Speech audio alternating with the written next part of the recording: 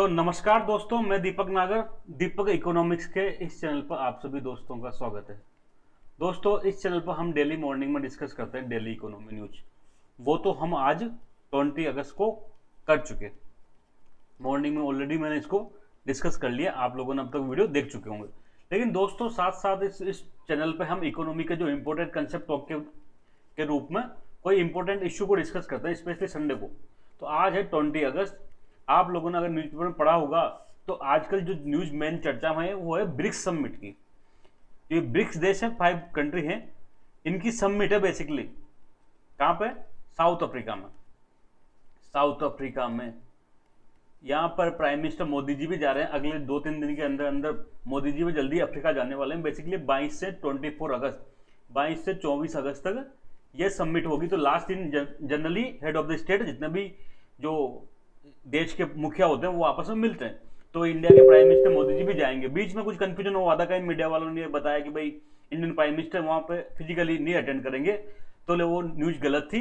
Finally ये decide हो गया कि जो प्रधानमंत्री नरेंद्र मोदी जी हैं वो अफ्रीका जाएंगे, जोहान्सबर्ग जाएंगे, वहां पर ब्रिक्स समिट को में शामिल होंगे। तो दोस्तों, इस बहाने हम आज ब्रिक्स का पूरा A to Z तक समझेंगे। क्या समझेंगे? ब्रिक्स का पूरा डिटेल समझेंगे आज हम। इसमें सबसे पहले हम जानेंगे ब्रिक्स की हिस्ट्री क्या है, क्यों ब्रिक्स का क्या इतिहास है, ब्रिक्स का स्थापना क्यों हुई, वाई, ऐसे क्या नौबत आ पड़ी कि ब्रिक्स की स्थापना करनी पड़ी, कौन कौन इसके मेंबर हैं, कौन कौन से देश इसके मेंबर्स हैं, क्या इसकी समिट कब होती है, सालाना होती है, 2 साल में एक बार होती है, 4 साल में एक बार होती है। समिट के बारे में कुछ जानेंगे। ब्रिक्स की क्या इंपॉर्टेंस है, क्या इंपॉर्टेंस है इसके बारे में जानेंगे। और दोस्तों, लेटेस्ट जो समिट होगी 15 समिट होगी दोस्तों, ये इस 15 समिट के बारे में कुछ डिस्कस करेंगे हम। और क्या क्या कुछ इशू हैं इसके अंदर में जिस पर डिस्कशन होना है, उसके बारे में हम यहाँ पर पूरा डिस्कस करेंगे 1 by 1। सबसे पहले आप आराम से न्यूज पढ़िए। PM Modi ji to visit South Africa. जो प्राइम मिनिस्टर हमारे नरेंद्र मोदी जी हैं, वो क्या कर रहे हैं? वो साउथ अफ्रीका विजिट कर रहे हैं। तो भाई वहाँ साउथ अफ्रीका ऐसे घूमने तो नहीं जाएंगे बिना बात ही, कोई रीजन होगा। तो रीजन क्या है? ब्रिक्स की समिट है। ब्रिक्स की समिट है। फॉर ब्रिक्स समिट किस लिए जा रहे हैं? For BRICS summit. 15th BRICS summit है। 15th ब्रिक्स समिट है। हर साल होती है दोस्तों, हर साल एक मेंबर कंट्री में होती है, घूमते घूमते, कभी ब्राजील में, कभी रशिया में, कभी इंडिया में, कभी चाइना में, साउथ अफ्रीका में, से चलता रहता है। 2021 में इंडिया में हुई थी। कहाँ हुई थी? 2021 में इंडिया में न्यू दिल्ली में हुई थी। तो उसके बाद 2022 में कहाँ हुई थी? 2022 में चाइना में हुई थी। बेसिकली पर ये सब है ना, क्या थी? ये वर्चुअल थी। क्या थी? वर्चुअल थी। कोविड के बाद में ज्यादातर जो मीटिंग हुई ना दोस्तों, वो ऑनलाइन ही हुई है, वीसी के माध्यम से। लेकिन ये अब फिजिकल मीटिंग होगी दोस्तों।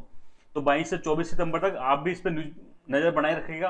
24 तारीख को जो लास्ट दिन होगा, उस दिन फाइनल कुछ डिक्लेरेशन होगा। उसमें क्या क्या मुद्दे पर क्या क्या कुछ एग्रीमेंट हुए, सब कुछ उसमें डिटेल में आएगा। उस दिन हम दोबारा देखेंगे। लेकिन अभी आज इसको एक हिस्टोरिकल बैकग्राउंड के रूप में देख लेते हैं दोस्तों। तो सबसे पहले तो दोस्तों, जो ब्रिक्स का कंसेप्ट कैसे आया? भाई देखो, वर्ल्ड वार सेकंड के बाद जितनी भी संस्थाएं बनी, आज जो संस्थाएं हैं पूरी दुनिया में मल्टी लेवल, चाहे वो कौन सा यूएन हो, संयुक्त राष्ट्र संघ हो, चाहे वो इंटरनेशनल मॉनिटरी फंड हो, चाहे वो वर्ल्ड बैंक हो, चाहे वो WTO हो, ये जितने भी संस्थाएं बने हैं दोस्तों, वर्ल्ड वार 2 के टाइम एशिया अफ्रीका के देश ज्यादातर गुलाम थे या फिर बिल्कुल गरीब थे। तो जो वर्ल्ड वार 2 के बाद जो संस्थाएं बने उस पर क्या हुआ?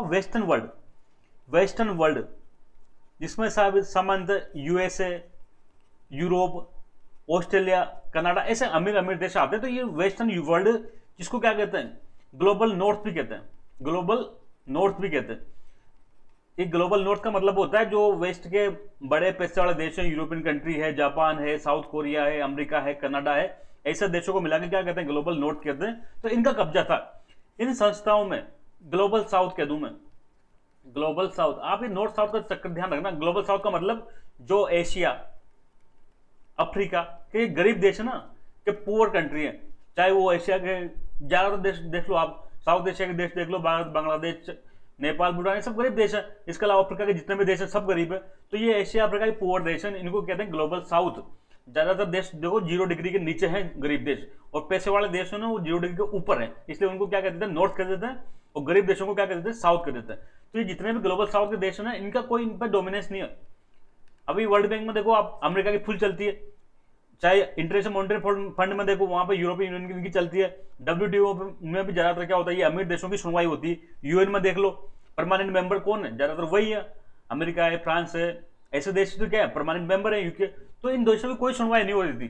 तो फिर इन्होंने कहा कि भाई इसी के देख में 2001 में जो एक इकोनॉमिस्ट थे, जिम ओ नील, ये दोस्तों इसका नाम याद रखना, जिम ओ नील। ये बेसिकली ब्रिटेन के थे, यूके या ब्रिटेन के एक इकोनॉमिस्ट थे, और ये जॉब करते थे किसमें, गोल्डमैन सैक्स में। गोल्डमैन सैक्स के बेसिकली उस टाइम चेयरमैन थे। गोल्डमैन सैक्स आप लोगों को ध्यान होगा शायद, ये इन्वेस्टमेंट बैंक है, दुनिया का टॉप इन्वेस्टमेंट बैंक में से एक बैंक है, और जिसका हेडक्वार्टर कहाँ है, जिसका हेडक्वार्टर है यूएसए में, अमेरिका की न्यूयॉर्क बेस्ड एक बैंक है, इन्वेस्टमेंट बैंक गोल्डमैन सैक्स। आप लोगों ने नाम सुना होगा, काफी चर्चाओं में आता है, कई सारी रिपोर्टें इसकी प्रेजेंट होती है। तो दोस्तों ये जो गोल्डमैन सैक्स के इकोनॉमिस्ट थे ब्रिटिश के, ब्रिटेन के, जिम ओनील, इन्होंने कंसेप्ट दिया कि ठीक है, ये ग्लोबल जो नॉर्थ वाले हैं वो तो है ही है, लेकिन जो साउथ में कुछ गरीब देश थे, ये भी धीरे धीरे क्या कर रहे हैं, उभर रहे हैं। ये 2001 की बात है, आप ध्यान रखना। ये ऐसे कौन सा देश है, तो ऐसे देश ब्राजील, रशिया, इंडिया, ये चाइना, ये देश क्या हो दोस्तों, इनकी जो इकोनॉमी है ना वो इमर्जिंग हो रही है, ये इमर्जिंग इकोनॉमी है, उभरते हुए देश है। आने वाला टाइम इन देशों का होगा, आने वाला टाइम क्या होगा, ऐसे देशों का, इमर्जिंग देशों का ही क्या होगा, फ्यूचर में ब्राइट होगा, और ये क्या करेंगे, दुनिया की इकोनॉमी पे डोमिनेंस इनका होगा, राज करेंगे। पर ये कब तक होगा, ऐसा 2016-47 तक, 2014-7 तक ऐसा संभव है कि ब्राजील, रशिया, इंडिया, चाइना जैसे इमर्जिंग देश क्या करेंगे, आने वाले टाइम में पूरी दुनिया पर राज करेंगे, और इनका क्या होगा, इनका बोलबाला होगा। ऐसा इन्होंने एक कंसेप्ट, एक पेपर छापा था, बेसिकली पेपर पब्लिश किया था। तो इन्होंने ये कंसेप्ट दिया है, Brazil, Russia, India, China, brick का। इसमें देखो एस नहीं है अभी तक भी, इन्होंने जो कंसेप्ट दिया था ब्रिक का दिया था, 4 देश शामिल थे, ब्राजील, रशिया, इंडिया, चाइना। तो इसी के कंसेप्ट के रूप में इन देशों को ये बात भी जम गई। तो सबसे पहले 2006 में यूएन की मीटिंग होती है, आप सबको पता है, सालाना मीटिंग होती है अमेरिका में, न्यूयॉर्क में। यूएन की मीटिंग में ये 4 देशों के क्या मिले, 4 देशों के फॉरेन मिनिस्टर मिले, और इन्होंने आपस में कुछ डिस्कस किया कि हम ऐसा एक ग्रुप बना लिया जाए। ठीक है बात यहां तक। पर दोस्तों यहां तक तो क्या, तो इनफॉर्मली चल रहा था, लेकिन इसके बाद फाइनल में 2009 में ये 4 देशों की जो फर्स्ट समिट हुई, और यहां पर क्या हुआ, ब्रिक का औपचारिक फॉर्मली स्टार्ट हो गया ब्रिक। यहां पर इन चारों देशों के जो हेड ऑफ द स्टेट है, शासन अध्यक्ष, वो मिले यहाँ पे, कहां पे, येकटरिनबर्ग करके एक जगह है रशिया में। ये रशिया में पहली समिट हुई ब्रिक्स की, और यहाँ पे इन्होंने मिले और अपने अपने ऑब्जेक्टिव रखे कि हम चारों मिलकर आपस में इकोनॉमी को आगे बढ़ाएंगे, देश देश देश जो उनकी इच्छा थी, ऐसा तो यहाँ पे मिले। इसके बाद में दोस्तों 2010 में साउथ अफ्रीका ने भी क्या इसमें इंटरेस्ट लिया कि भाई हमको भी क्या करो, मेंबर बनाओ। तो 2010 में दोस्तों साउथ अफ्रीका को भी इसमें ऐड कर लिया गया, साउथ अफ्रीका भी इसका मेंबर बन गया, और टोटल क्या हो गया, इसको टोटल इसमें ये अब बन गया ब्रिक्स। तो जिम और नील ने तो ब्रिक का कंसेप्ट दिया था, साउथ अफ्रीका इसमें बाद में ऐड हुआ और ब्रिक्स बन गया 2010 से। तो ये तो इसका एक हिस्टोरिकल बैकग्राउंड था। दूसरी बात दोस्तों, इसकी इंपोर्टेंस क्या है, भाई ब्रिक्स की क्या इंपोर्टेंस है, ऐसा क्या जरूरी है कि इनका गठबंधन से ऐसा क्या फर्क पड़ रहा। तो दोस्तों फर्क पड़ेगा, पूरी दुनिया में जितनी जनसंख्या ना उसका 46% 5 देशों में निवास करती है। 46% ऑफ पॉपुलेशन, पूरी दुनिया की जितनी पॉपुलेशन है उसका 46%, सोचो कितना बड़ा डेटा है, 46%, 100 में से 46 लोग ब्रिक्स देशों में निवास करते हैं, केवल 5 देशों में। पूरी दुनिया की जितनी जीडीपी है उसका 23% क्या है, 23% जीडीपी इन देशों की है। मतलब पूरी दुनिया में जितना प्रोडक्शन हो रहा है उसका 23% जीडीपी प्रोडक्शन कहां हो रहा है, उसका 23 प्रोडक्शन ब्रिक्स देशों में हो रहा है। पूरी दुनिया में जितना ज्योग्राफी है उसका 30% ज्योग्राफी भी देशों का कब्जा है। मतलब पूरी दुनिया में 100 वर्ग किलोमीटर में है ना, तो 30 वर्ग किलोमीटर का एरिया इन देशों के पास है। तो इसलिए ये 500 देश इंपोर्टेंट हो जाते हैं दोस्तों, पॉपुलेशन के अकॉर्डिंग कह दी, चाहे ज्योग्राफी के अकॉर्डिंग कह दे। इसमें बड़े बड़े देश शामिल है, पॉपुलेशन में इंडिया, चाइना जैसे बड़े देश शामिल है। इसमें ज्योग्राफी में देखो, चाइना कितना बड़ा एरिया है ज्योग्राफी में, रशिया का कितना बड़ा एरिया है, दुनिया का सबसे बड़ा देश रशिया है, ब्राजील का बहुत बड़ा एरिया है, इंडिया का बहुत बड़ा एरिया है, साउथ अफ्रीका जरूर इन देशों में छोटा है लेकिन बाकी देश बहुत बहुत बड़े हैं। तो इस 3-4 पॉइंट के अकॉर्डिंग ये देश क्या करते हैं, 5 देश मिल जाए तो पूरी दुनिया में बहुत बड़ा इंपैक्ट डाल सकते हैं। इसलिए इन देशों ने मिलना पसंद किया और क्या किया, ब्रिक्स का गठबंधन कर लिया। तो दोस्तों जब से भी ब्रिक्स बना 2009 से, तब से हर साल इसकी मीटिंग होती है। ये फर्स्ट समिट थी, क्या थी, फर्स्ट समिट थी रशिया में हुई, इसके बाद 2010 में कहीं और हुई होगी, ऐसे चलता रहा चलता रहा चलता रहा। 2021 में कहां हुई? इंडिया में इसकी समिट हुई। 2022 में कहां पे हुई थी? चाइना में इसकी समिट हुई थी। हर साल इसकी मीटिंग होती है। 2023 में अभी 22 से 24 लेटेस्ट की दोस्तों याद रखना है, बीच में कब क्या मीटिंग हुई थी कोई जरूरी नहीं है। 22 से 24 अगस्त 2023 में कहां हो रही है? जोहान्सबर्ग में हो रही है। Johannesburg basically south African city है, साउथ अफ्रीका की एक सिटी है। इस साउथ अफ्रीका की सिटी जोहान्सबर्ग में ये 2023 की जो 15 समिट कहेंगे हम इसको, 15 समिट हो रही है। 15 समिट कहां हो रही है? जोहान्सबर्ग साउथ अफ्रीका में हो रही है। यहां तक बात आपको क्लियर होगी हो तो। इसके बाद दोस्तों इसका कोई हेडक्वार्टर नहीं है। आपने देखा होगा कई सारे संगठन होते हैं, उनके हेडक्वार्टर होते हैं परमानेंटली, वहां सचिवालय होता है, वहां से काम चलता है। लेकिन कई संगठन ऐसे मिलेंगे जिनमें हेडक्वार्टर नहीं होता। जैसे G20 भी एक उनमें से। मैंने जब G20 पढ़ाया था आपको तो बताया था कि उसका हेडक्वार्टर नहीं है। जिस देश के पास उसकी क्या होती है, अध्यक्षता होती है, वो देश पूरा काम संभालता है। फिर सारी फाइल लेकर जब नया मेंबर बन जाएगा, नया अध्यक्ष, तो उसके बाद फाइलें पहुंच जाएगी। अभी सारा काम कौन देख रहा है? साउथ अफ्रीका देख रहा है। जब नया देश नई सबमिट होगी तो उसके पास सारी देश फाइलें वहां पहुंच जाएगी। तो इस प्रकार से इसका कोई परमानेंट हेडक्वार्टर नहीं है, परमानेंट हेडक्वार्टर नहीं है। अब इतनी बात हमने पढ़ ली तो हम थोड़ा सा इसका पीपीटी से देख लेते हैं। सबसे पहले तो हिस्टोरिकल बैकग्राउंड। 2001 में मैंने बताया, नाम याद रखना दोस्तों, ये जिम ओ'नील साहब का, जिम ओ'नील। ये कौन है? ब्रिटिश इकोनॉमिस्ट है ब्रिटेन के, लेकिन अमेरिकन बैंक में काम करते थे। कौन सा? American bank. कौन सा? गोल्डमैन सैक्स। ये गोल्डमैन सैक्स में ये काम करते थे। तो इन्होंने ब्रिक का कंसेप्ट दिया, 4 देशों का, ब्राजील, रशिया, इंडिया कंसेप्ट दिया। गोल्डमैन सैक्स जो न्यूयॉर्क बेस्ड है, अमेरिका का इन्वेस्टमेंट बैंक के का इकोनॉमिस्ट है, जिम ओ'नील ने ब्रिक का कंसेप्ट दिया।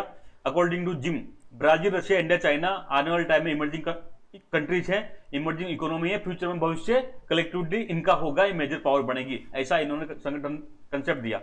तो उसी के अनुपालना में इन देशों को जम के बाद तो 2006 में जब यूएन की मीटिंग हुई तो उसके साइड में यहाँ के 4 देशों के फॉरेन मिनिस्टर भी आपस में मिल लिए। तो ऐसा माना जाता है कि ब्रिक की स्थापना 2016 में 6 में हो गई थी, लेकिन इसकी जो ऑफिशियल समिट थी, जो फर्स्ट ऑफिशियल समिट थी, वो 2009 में हुई थी।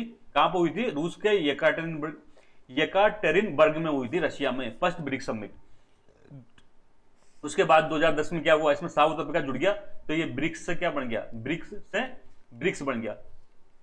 कौन कौन से? अब इंपोर्टेंस क्यों है? क्योंकि ये 5 इकोनॉमी है ना, 42% ऑफ वर्ल्ड पॉपुलेशन है। पूरी दुनिया की कितनी? 42% जनसंख्या इनके पास है। 30% ऑफ वर्ल्ड टेरिटरी, पूरी दुनिया में जितने ज्योग्राफिकल एरिया उसका 30% यहाँ पे। तो 33% of global GDP, 23% of global GDP यहाँ निवास करती। तो ये 3 बिंदुओं की वजह से इनका इंपोर्टेंस है। एग्जाम में पूछा जा सकता है कि ब्रिक्स का क्या इंपोर्टेंस है। ये 3 बिंदु लिख के हम उसके इंपोर्टेंस को साबित कर सकते हैं। We can prove BRICS importance by 3 points. ठीक है बात। हेडक्वार्टर मैंने बता दिया, हेडक्वार्टर इनका नहीं है, कहीं भी परमानेंट हेडक्वार्टर नहीं है। जिस देश के पास है ना अध्यक्षता होती है, वो देश उसके पास ही क्या करता है, उसका इलेक्टर्स है, वही सारा काम देखता है। मेंबर हमने बता दिया 5 देश है, ब्राजील, रशिया, इंडिया, चाइना। बाद में कौन ऐड हुआ? South Africa. अब देखो दोस्तों, जो इस 2023 की समिट के हो रहे हैं, इसका एक मुद्दा यह भी है एक्सपेंशन का। कई सारे देश हैं, स्पेशली जैसे ईरान देख लो, ये देश क्या चाह रहे हैं? ब्रिक्स के मेंबर बनना चाह रहे हैं। तो आप जल्दी न्यूज सुनोगे कि ब्रिक्स में नए मेंबर ऐड हुए।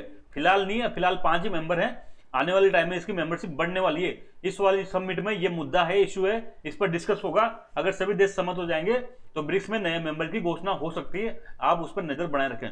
समिट मैंने बता दी, first summit 2009 Russia, 2010 Brazil, 13 summit जो 2021 में इंडिया में हुई थी, 2022 चाइना में, जो 15 समिट है लेटेस्ट 2023 में, 22 से 24 अगस्त 2023 को होगी। कहां होगी? जोहान्सबर्ग में। इसकी थीम दोस्तों इंपोर्टेंट है, याद रखना। थीम क्या इंपोर्टेंट है? BRICS and Africa partnership for mutually accelerated growth. ये इसकी थीम का नाम याद रखना दोस्तों, इंपोर्टेंट एग्जाम में पूछा जा सकता है।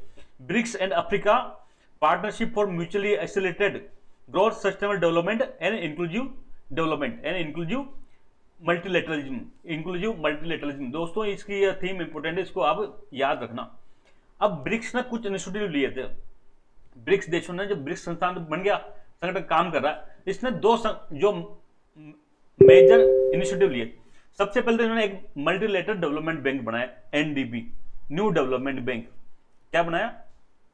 New development bank. कई लोग इसको क्या कह देते हैं? ब्रिक्स बैंक भी कह देते हैं। ब्रिक्स बैंक शब्द गलत है दोस्तों, इसका जो सही नाम है वो है न्यू डेवलपमेंट बैंक। दूसरा, इसमें एक कंटीजेंसी रिजर्व भी बनाया, कंटीजेंसी रिजर्व भी बनाया दोस्तों, इसके बारे में भी हम यहाँ डिटेल में डिस्कस करेंगे। सबसे पहले तो BRICS bank, new development bank, कुछ लोग इसको ब्रिक्स बैंक कह देते हैं क्योंकि ब्रिक्स देशों ने मिलकर बनाया इसको, लेकिन ये सही वर्ड नहीं है दोस्तों, असली वर्ड है न्यू डेवलपमेंट बैंक। देखो वर्ल्ड वार सेकंड के बाद में कई सारी जगह कई डेवलपमेंट बैंक बने, जैसे वर्ल्ड बैंक बना, ये पूरी दुनिया में क्या करते थे, डेवलपमेंट के लिए लोन दिया करते थे। एडीबी बना, एशियन डेवलपमेंट बैंक, ये भी क्या करता था, एशिया की एरिया में डेवलपमेंट के लिए लोन दिया करता था। पर इन देशों में दोस्तों ये रिच देशों की क्या थी, डोमिनेंस थी। वही मैंने बताया वर्ल्ड बैंक में अमेरिका, यूरोप के कंट्री की, पर इनका डोमिनेंस है, इनकी मर्जी पड़े जब ये लोन दे दिया करते, मर्जी पड़े शर्तों के आधार पर दे दिया करते थे। तो ब्रिक्स ने सोचा क्यों ना अपना खुद का बैंक बना लिया जाए। क्या किया जाए, ब्रिक्स देशों ने सोचा अपना खुद का डेवलपमेंट बैंक बनाया जाए, अपना खुद का डेवलपमेंट बैंक बनाया जाए। तो इन देशों ने अपना खुद का डेवलपमेंट बैंक बनाया जाए, फिर उससे क्या किया जाए, लोन बांटा जाए गरीब देशों को, एशिया के देश, गरीब अफ्रीका के देश, ऐसे गरीब देशों की मदद के लिए हम एक बैंक बना देते हैं, जिससे क्या होगा, लोन दिया जाएगा। तो ये बैंक जो ब्रिक्स का न्यू डेवलपमेंट बैंक बनाया, इसका हेडक्वार्टर दोस्तों संघाई में है। अगर आपने नाम सुना हो, ये बेसिकली 2015 में इसकी स्थापना की गई थी। अगर नाम सुना हो केवी कामत जी का, सुना, केवी कामत आईसीआई बैंक के फॉर्मर चेयरमैन थे। ये इसके ब्रिक्स न्यू डेवलपमेंट बैंक के फर्स्ट प्रेसिडेंट थे। 2015 में जब न्यू डेवलपमेंट बैंक की स्थापना हुई तब उसके फर्स्ट प्रेसिडेंट कौन थे, केवी कामत जी थे। ठीक है बात दोस्तों, इसकी जो ऑथराइज कैपिटल $100 बिलियन है। कितनी है ऑथराइज जो कैपिटल है ना, वो $100 बिलियन है। मतलब इतना तक पैसा इकट्ठा किया जा सकता है, लेकिन स्टार्टिंग में कितना किया, $50 बिलियन किया। और इस देशों में क्या होता है, देखो अमेरिका जो ये वर्ल्ड बैंक बनाया ना, इनमें क्या होता है, वन कंट्री वन वोट का सिस्टम नहीं पालन किया जाता, जिसका जितना कंट्रीब्यूशन उसका उतना वोटिंग।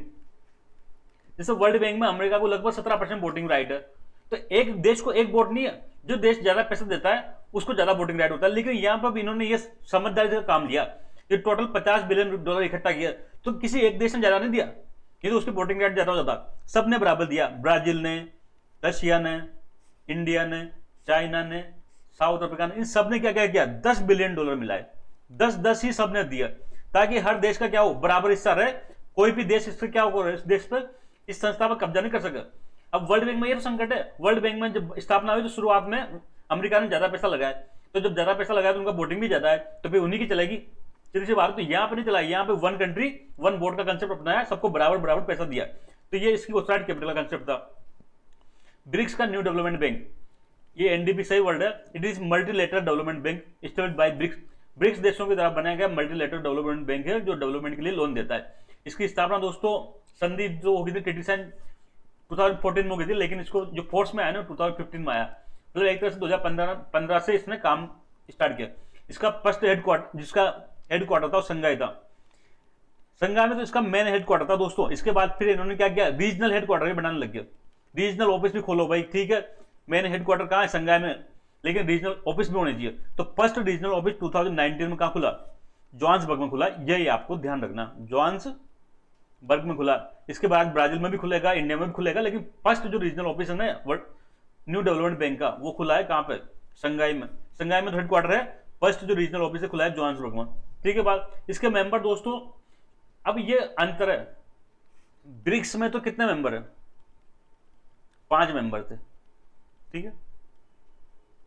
लेकिन दोस्तों जो न्यू डेवलपमेंट बैंक है ना, इसमें स्टार्टिंग में भी 5 ही मेंबर थे जो ब्रिक्स के ओरिजिनल फाउंडर थे, लेकिन बाद में इसमें कुछ नए देशों को भी शामिल किया गया, जैसे बांग्लादेश आज की डेट में न्यू डेवलपमेंट बैंक का मेंबर है, यूनाइटेड अरब अमीरात, उरुग्वे और इजिप्ट। ऐसे ये 4 देशों ने इसमें और शामिल हो गए, और कई नए देश इस बैंक में शामिल होने का प्रयास कर रहे हैं, और देश में शामिल हो सकते हैं, लेकिन उसकी शर्त यही है कि जो ओरिजिनल 5 मेंबर है ना, इनकी शेयर होल्डिंग 55% से कम नहीं होगी। क्या होगा, और देश भी शामिल होंगे तो उनको भी वो भी पैसा देंगे, तो फिर क्या होगा, इनकी शेयर होल्डिंग कम होगी, नहीं होगी, लेकिन है ना, अदर कंट्री शामिल हो सकते हैं, लेकिन जो ओरिजिनल 5 कंट्री है इनकी जो शेयर होल्डिंग है 55% से कम नहीं हो सकती। तो ब्रिक्स के शुरुआत में 5 मेंबर थे 2015 में जब इसकी स्थापना हुई। यूएन का कोई भी मेंबर इसका एनडीपी का मेंबर बन सकता है, जो भी देश संयुक्त राष्ट्र संघ का सदस्य है वो कोई भी देश न्यू डेवलपमेंट बैंक का मेंबर बन सकता है, बशर्ते 5 देशों में से किसी भी देश को ऑब्जेक्शन ना हो। यूएन का कोई भी मेंबर एनडीपी का मेंबर हो सकता है। 2021 में 2021 में बांग्लादेश, यूएई, उरुग्वे एक साथ ज्वाइन हुए। फिर थोड़ा लेटर मतलब 2021 के एंड में इजिप्ट इसमें ज्वाइन हुआ। तो आज की डेट में लगभग 9 देश इसके मेंबर हैं और देश इसमें शामिल होने का प्रयास कर रहे हैं। लेकिन मैंने बताया शर्त एक ही है कि जो ओरिजिनल फाउंडिंग मेंबर थे ना 5 देश, उनकी जो शेयर होल्डिंग 55% से कम नहीं होगी। ये आप देख सकते हैं कैपिटल, ऑथराइज कैपिटल इसकी कितनी थी, $100 बिलियन थी। मतलब यहां तो इकट्ठा कर सकते हैं। लेकिन शुरुआत में सब्सक्राइब कैपिटल कितनी रखी, $50 बिलियन रखी, जिसको 5 फाउंडिंग मेंबर में क्या करा, इक्वली बांटा। हर देश ने $10 बिलियन दिया। कोई भी देश बड़ा नहीं है भाई, बड़ा भाई नहीं बनेगा। जो ज्यादा पैसा देता है जनरली वो बड़ा भाई बनने का प्रयास करता है। लेकिन यहाँ किसी ने ज्यादा पैसा नहीं दिए, सबने बराबर बराबर दिए, इसलिए सब बराबर के पार्टनर हैं। न्यू कंट्री मेंबर बन सकती है, परंतु जो ब्रिक्स की शेयर होल्डिंग है ओरिजिनल 5 मेंबर की, उसकी 55% से कम नहीं होगी। दोस्तों एक ये तो हो गया फर्स्ट जो ब्रिक्स का इनिशिएटिव। दूसरा जो इनिशिएटिव है कंटीजेंसी रिजर्व अरेंजमेंट। ब्रिक्स ने एक क्या कंसेप्ट लेके आए, कंटीजेंट रिजर्व अरेंजमेंट, CRA।